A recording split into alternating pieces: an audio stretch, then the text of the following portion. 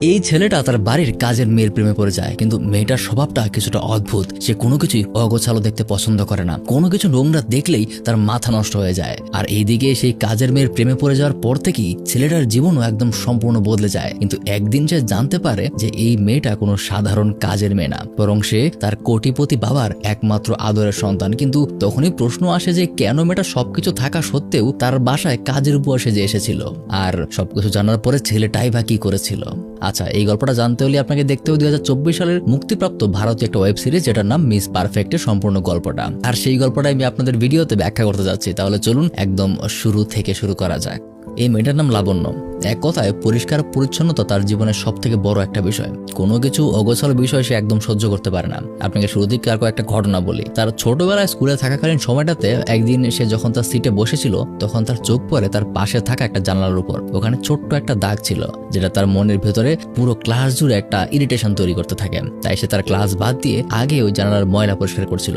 মূলত কোনো অসম্পূর্ণ কাজই তার পছন্দ না, এমনকি সে ইরিটেশন বোধটাকে সে কন্ট্রোল করতে পারে না। এই জন্যই কলেজে থাকাকালীন সময়ে একদিন তার সিনিয়ররা তাকে র্যাক দিচ্ছিল, তাকে বলছিল 100 বার কানে ধরে উঠবোস করতে হবে। সে তাই করতে শুরু করেছিল, কিন্তু মাঝখানে এক শিক্ষক এসে সেই সিনিয়রদেরকে ওখান থেকে তাড়িয়ে দিলেও লাবণ্য তার 100 বার উঠবোসটাকে কন্টিনিউ করেছিল, কারণ অসম্পূর্ণ কাজ তার ভালো লাগে না। এমনকি ভার্সিটি লাইফেও তার একটা বেস্ট ফ্রেন্ড ছিল, ছেলেটাকে লাবণ্য নিজেও পছন্দ করতো।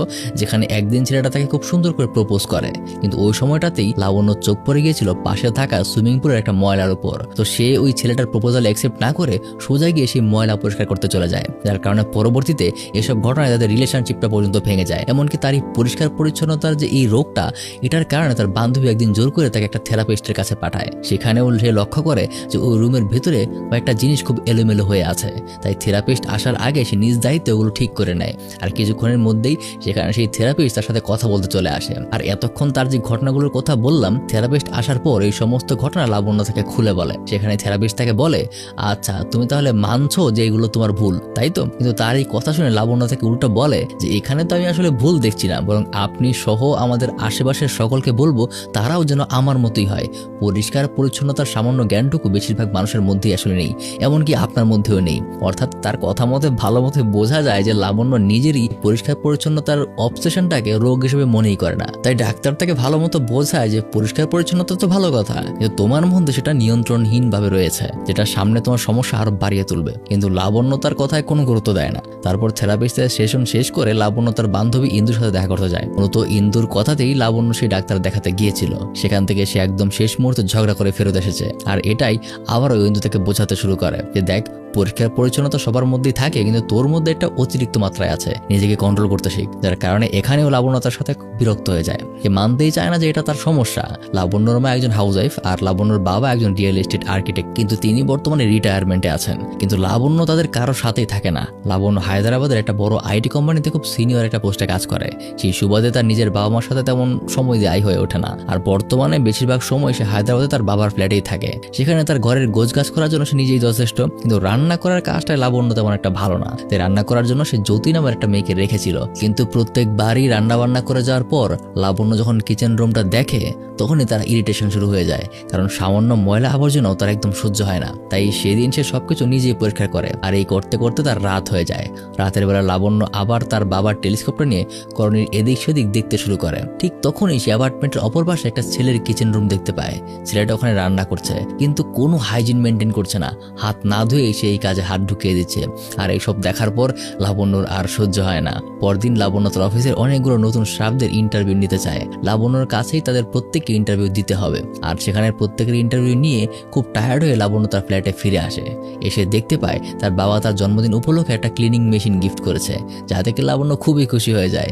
তারপর সে তার বাবাকে কল করে, কিন্তু কথা বলার সময়টাতেই লাবণ্য টিভিতে খেয়াল করে আগামীকাল থেকে নাকি লকডাউন শুরু হতে যাচ্ছে। কারণ যে গল্পের সময়টার কথা আমরা বলছি সেটা হলো 2019 সালের দিকের করোনাকালীন সময়, যখন প্রথম সারা দেশে লকডাউন নামক জিনিসটার সূচনা হয়েছিল। কিন্তু কিছুক্ষণ পর লাবণ্য তার বান্ধবী ইন্দুকে কল করে বিষয় নিয়ে আলোচনা করে। জানতে পারে যে আগামীকাল সময়টাতেই হয়তো তারা বিনা কারণে আর বাইরে বের হতে পারবে না। তারপর সকাল হলে লাবণ্যর সেই কাজের মেয়ে জ্যোতি তাকে কল করে, জানে যে আজকে নাকি তার শরীরটা ভালো নেই। তাছাড়াও এই লকডাউনে বিনা কারণে বাইরে বের হওয়াটাও ঝামেলা। লাবণ্যর কলোনির 3rd বিল্ডিং এর 6th ফ্লোরে রোহিত নামের একটা ছেলে আছে, তার বাসায়ও জ্যোতি কাজ করত, তাকে নাকি সে কল দিয়েও পাচ্ছে না। তাই লাবণ্য যদি তাকে গিয়ে একটু বলে দিত যে আজকে সে কাজে আসতে পারবে না, তাহলে তার খুব উপকার হয়। আর যেমন কথা তেমন কাজ, লাবণ্য রোহিত নামে সেই ছেলেটার বাসায় গিয়ে নক করে, আর দরজা খোলার পর সে দেখে এটা তো সেই দিনকার ছেলেটা যেটাকে সে টেলিস্কোপে দেখেছিল।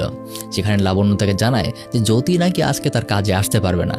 যা শুনে রোহিত তাকে জিজ্ঞাসা করে, তো তার বদলে কি তুমি এসেছো নাকি? লাবণ্য কিছু বুঝতে না পেরে হ্যাঁ করে দেয়। আর রোহিত মনে করে যে সম্ভবত জ্যোতির বদলে লাবণ্য তার বাসায় কাজ করতে এসেছে, আর সে তাকে ভেতরে আসতে বলে টয়লেটে চলে যায়। আর লাবণ্য কি করবে তখন কিছু বুঝতে পারছিল না। আর সে যখন ঘরের ভেতর ঢুকে তখন প্রথমেই তার ঘরের আয়নার দিকে চোখ যায়। সেখানের মার্কার দিয়ে অনেক আঁকিবুকি করা ছিল, তাই লাবণ্য সেটা ঘষে মেজে পরিষ্কার করতে শুরু করে। আর তারপর যখন সে ভেতরে যায়, সে তখন ভেতরে পুরো ধ্বংসলীলা হয়ে আছে, আর সবকিছুই এলোমেলো আর অগোছানো। জীবনে আজ পর্যন্ত হয়তো বা লাবণ্য এরকম অগোছালো রূপ কখনোই দেখেনি।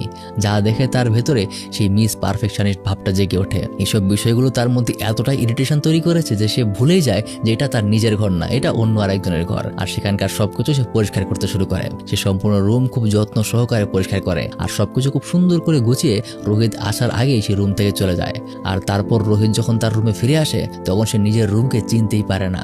লাবণ্যর এই কাজে রোহিত খুবই ইমপ্রেসড হয়ে যায়। অপরদিকে আমরা জ্যোতিকে দেখি, সে একটা গানের অডিশন দিতে এসেছে। আসলে অনেক আগে থেকেই জ্যোতির গানের প্রতি খুব টান, তাই সে খুব ভালো গান গাইতে পারে। আর আজকে অডিশন দিতে গিয়ে কেমন যেন সে আনইজি ফিল করতে শুরু করে, যার কারণে সে ঠিকঠাক মতো গান গাইতে পারে না। তাই রাতের বেলায় মনের দুঃখে সে হালকা দুষ্টু পানি খেয়ে তার বিছানায় বসে গান গাইতে শুরু করে। আর পাশে তার ছোট ভাই তার গানের সম্পূর্ণ ভিডিওটা রেকর্ড করে রাখে, কারণ আজকে নাকি তার গান খুবই ভালো হচ্ছে। আর ওইদিকে ইন্দু লাবণ্যকে কল করে খুব বকাঝকা করে। তার মধ্যে এই অপরিচ্ছন্নতার ইরিটেশন ব্যাপারটা এমন মাত্রায় চলে গেছে যে এখন সে এক অপরিচিত মানুষের ঘরও পরিষ্কার করতে শুরু করেছে। লাবণ্য তাকে বোঝায় যে সে বুঝতে পারেনি যেটা তার ঘর নয়, আসলে ঘরটা এতটাই অপরিষ্কার ছিল যে সে যতক্ষণ পর্যন্ত ওটাকে পরিষ্কার না করতো ততক্ষণ পর্যন্ত তার নিজের মনেই শান্তি আসতো না। পরদিন সকালে যদি আবারও লাবণ্যকে কল করে, বলে যে তাদের পাশের ঘরে নাকি করোনা পজিটিভ ধরা পড়েছে, যার কারণে পুলিশ সেখানকার কাউকেই বাইরে বের হতে দিচ্ছে না। তাই আজকে যদি সে রোহিত স্যারকে গিয়ে বলে আসে তাহলে তার খুব উপকার হয়। কিন্তু লাবণ্য এবার রাজি হয় না, কারণ গতবার ওখানে গিয়ে সে নিজের জন্য ঝামেলা বাকি এসেছে। কিন্তু যদি তাকে খুব অনুরোধ করে, কারণ এভাবে না বলে কাজে অফ দিলে রোহিতের মা নাকি তাকে ফোন দিয়ে অনেক বকাঝকা করবে। তাই লাবণ্য আজকে আবারও রোহিতের দরজায় গিয়ে নক করে। রোহিতকে সে জানায় আজকেও নাকি জ্যোতি আসতে পারবে না। তাই রোহিত তাকে বলে দেয়, ঠিক আছে সমস্যা নেই, তুমি কাজ করে চলে যাও। কিন্তু আজকে লাবণ্য তাকে সরাসরি বলেই দেয় যে দেখুন, আমি কিন্তু কাজের লোক নই, জ্যোতি আমার বাসায় রান্নাবান্নার কাজ করে, আমি জাস্ট আপনাকে এই কথাটা জানাতে এসেছি। কিন্তু তারপরেই রোহিত তাকে উল্টো জানায়, তাহলে তুমি গতকাল আমার রুম কেন পরিষ্কার করেছিলে?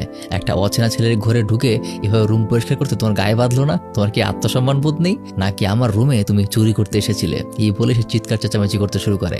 আর তখনই লাবণ্যর কল্পনা ভেঙে যায়। আসলে সে কল্পনা করেছিল এগুলো বললে হয়তোবা রোহিত তাকে নিয়ে উল্টাপাল্টা ভাববে আর ঝামেলা সৃষ্টি করবে। আর আজকেও লাবণ্য তাকে কিছু না বলে বরং তার কথা মতোই রুম পরিষ্কার করতে শুরু করে। আর আজকে এই প্রথম রোহিত লাবণ্যর চেহারা দেখতে পায়।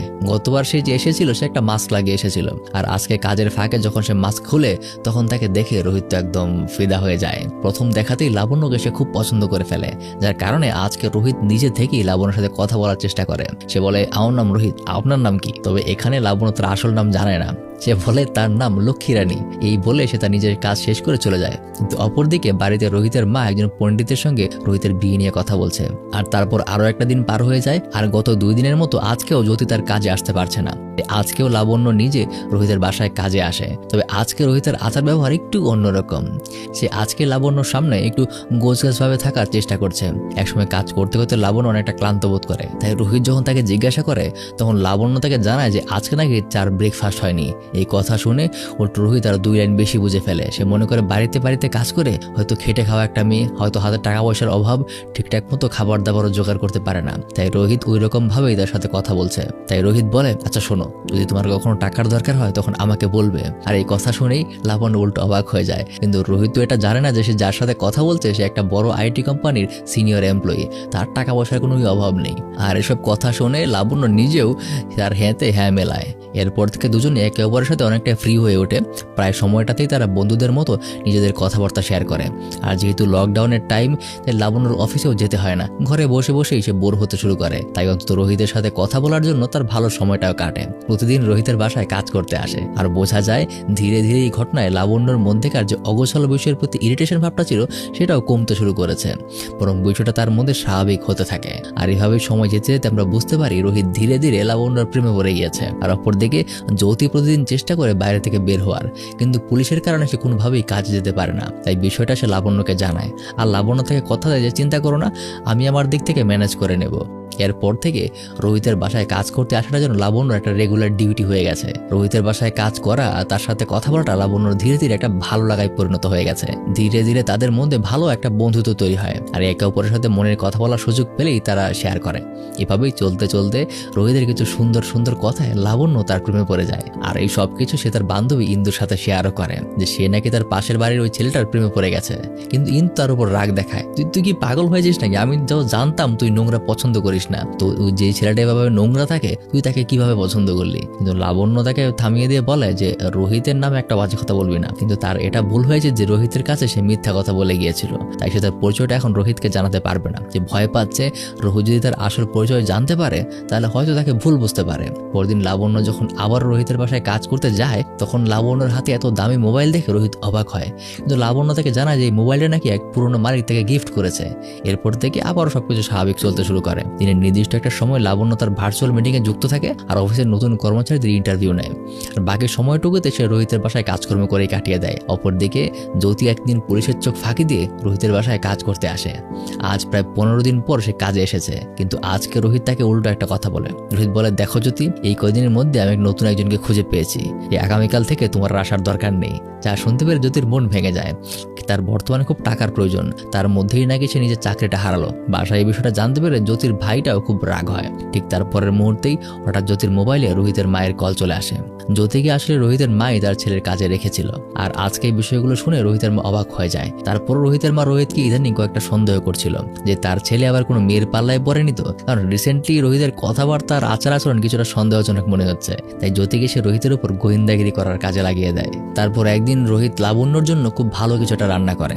কথায় কথায় লাবণ্য জানতে চায় যে সে অফিস বাদ দিয়ে একজন শেফ হলেই তো পারে, তার রেস্টুরেন্টটা খুব ভালোই চলবে। আর এই কথায় রোহিত নিজেও জানায় যে হ্যাঁ, সেটা সে চেয়েছিল কোনো এক সময়, কিন্তু বাইরে থেকে কেউ মানতে চায়নি। ওর স্বামী যে সেক্টরে কাজ করছি সেখানেও খুব ফ্রিডম থাকবে, কিন্তু তবুও তোমার কথা সত্য হলে ভালোই হতো। তারপর এভাবেই দুজনের মধ্যে কথাবার্তা আগায়। একসময় রোহিত জানতে পারে যে লাবণ্য নাকি আমের আচার খুব পছন্দ, তবে সে লাস্ট অনেক সময় যাবত তার পরিবারের সাথে দেখা করতে পারছে না, তাই সেটাকে সে অনেক মিসও করছে। তারপর দিন জ্যোতিকে দেখা যায় যে তার নিয়ম মতো লাবণ্যর বাসায় রান্না করতে এসেছে।